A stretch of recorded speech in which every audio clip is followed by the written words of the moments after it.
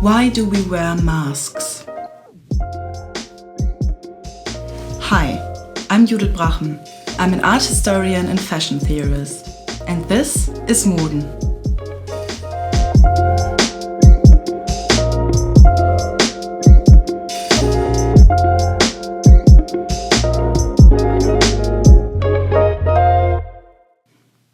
In his debut collection at Maison Margiela, Glenn Martens referenced an accessory which already provoked very divided reactions when Martin Margiela featured it in his first show in 1989, the mask.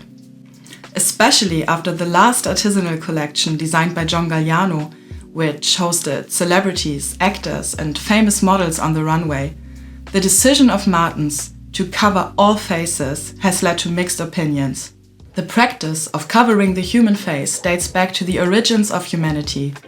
Masks are universal and yet they differ, from culture to culture, from time to time, and from purpose to purpose. Some masks are held in front of the face, others cover the entire head, some only a part of the face, while others are worn on top of the head to address something transcendental. They can be made of paper, fabric, wood, plants, clay, metal or leather. Some are discarded after being used in rituals. Others are not suitable for storage due to their material. And still others are used regularly and repeatedly. And many masks have, of course, found their way into museums.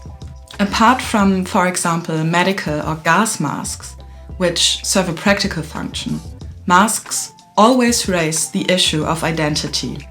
They allow the wearer to assume a different identity, conceal their own one, create group identities, or are involved in identity shifts. Surprisingly, even the word person or persona is derived from a Latin original that meant mask and only later came to refer to the individual or the self. So the connection to identity and personality is therefore closely interwoven with the history of the mask. And while masks are closely associated with masquerade, for example in the form of makeup, with disguises and costumes or veiling, they nevertheless occupy a different place in their cultural contexts. Masks play an important role in countless rituals. These are often rituals in which a magical, transformative effect is attributed to the mask itself. These relate to initiation rites, rites of birth and death, agricultural rites, and so on. These masks depict the faces of spirits, of gods, animals, or deceased persons, and are used, for example, in rituals in which a person is assigned a different social role. Different cultures have a wide variety of masks, which are still used in many rituals today. In ancient Rome, family members wore the death masks of their ancestors to funerals, so that they could participate in the ceremony. While in ancient Egypt, priests briefly became gods through transmutation when they wore the mask of a deity.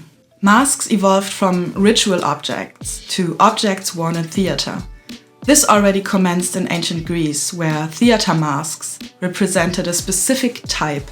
In Japanese no theatre, which dates back more than 600 years, the masks are so rigidly fixed in one facial expression that the actors express changing emotions through physical gestures. Hiding one's identity behind a mask is also the basis of carnival, where roles and orders are reversed for a short period of time. The most famous carnival masks come from Venice, where the festival has been celebrated for around 1,000 years.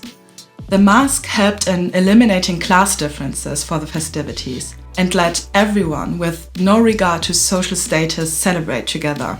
In some cultures, festivals like Carnival were primarily used to evoke the other, which lies outside of society through the mask. Through attributions being reversed for a short time by the masks, they are further reinforced outside of these festivities. Becoming the other through the mask only establishes a stronger distinction between oneself and the other, between order and chaos, and between assumed good and evil. The masking and anonymity during these festivities have always led to greater freedom and chaos being indulged in. This continued later in the masquerade balls, which were especially popular in 18th century England. In the 20th century, masks were a popular motif in art, especially among the surrealists. The questioning of identity and the unconscious were reflected in visualizing the face and the mask.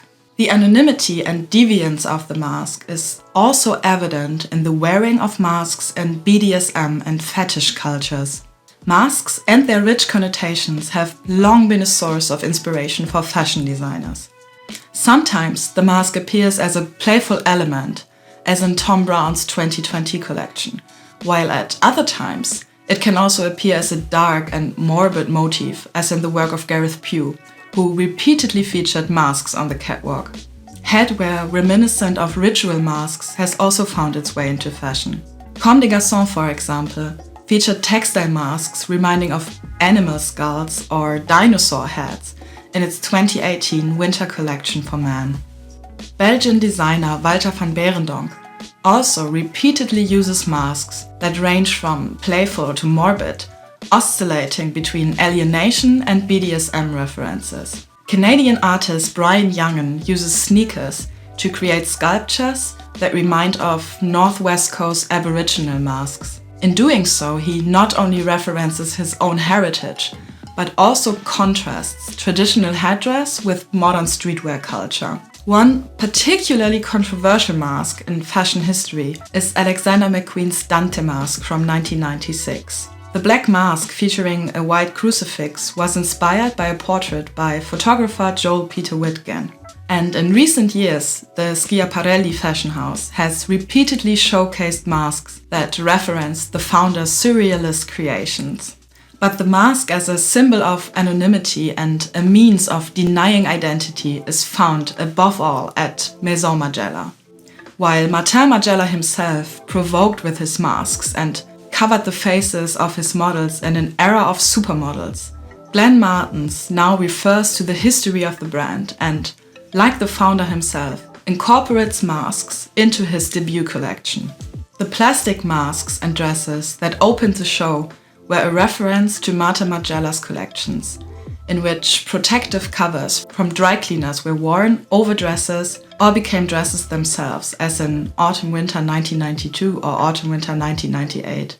By layering several plastic layers that were tied together at the back of the head, some facial features could still be discerned in Glenn Martens' collection.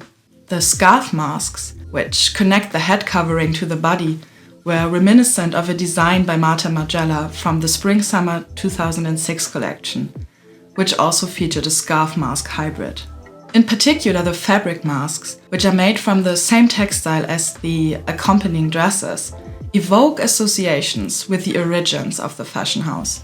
Martin Margiela not only showed such textile masks in his debut collection in 1989, but they have remained an important motif of the Maison ever since.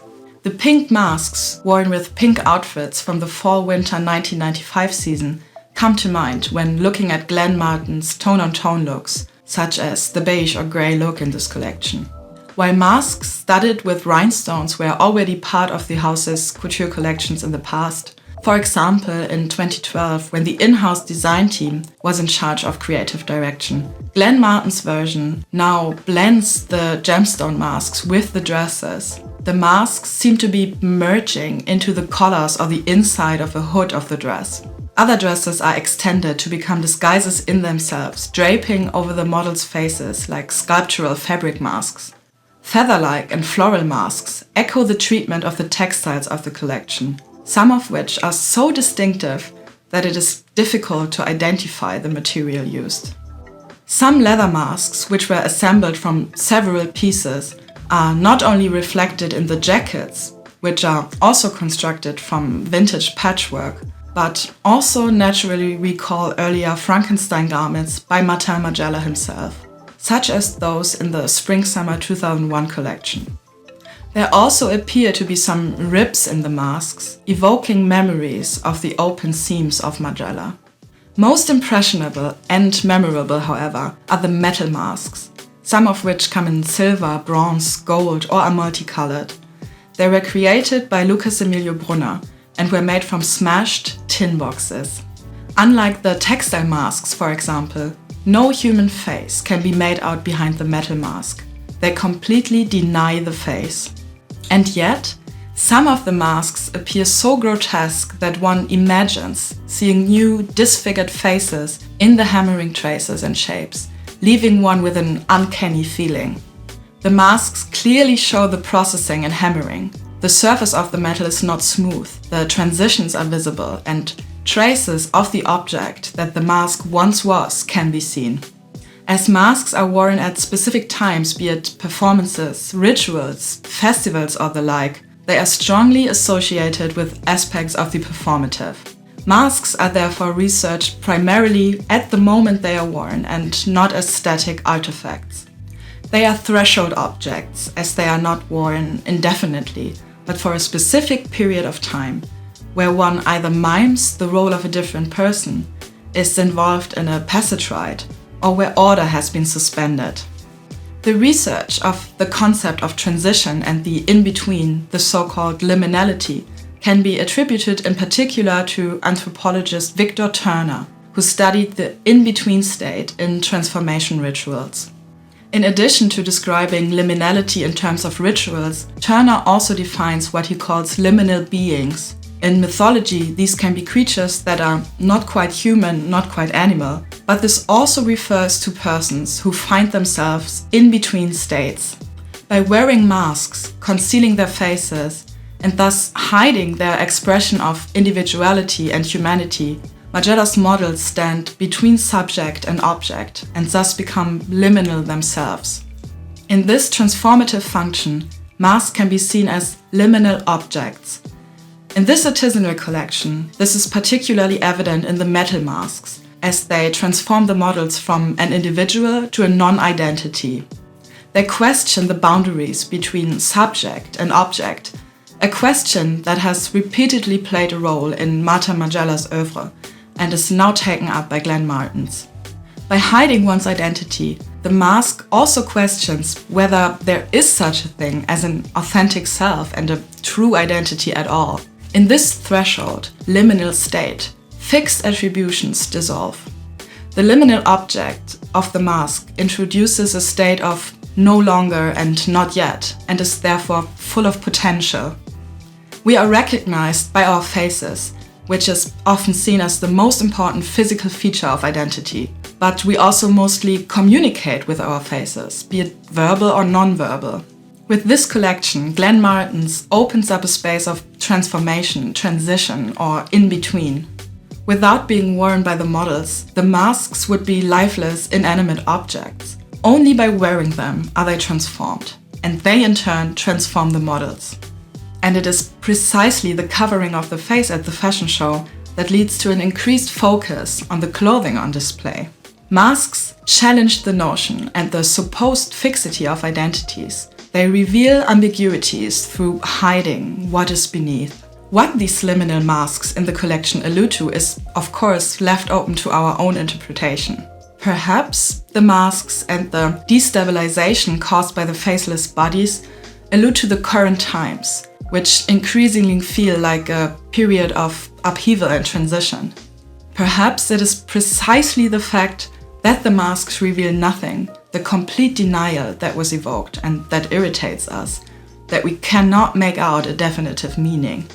Or perhaps the collection was a rite of passage for the new creative director, who is referencing the start of the Maison and is now ushering in a new era, in a state of no longer and not yet. Thank you for watching. You can find all references down below. I hope to see you in the next episode of Moden.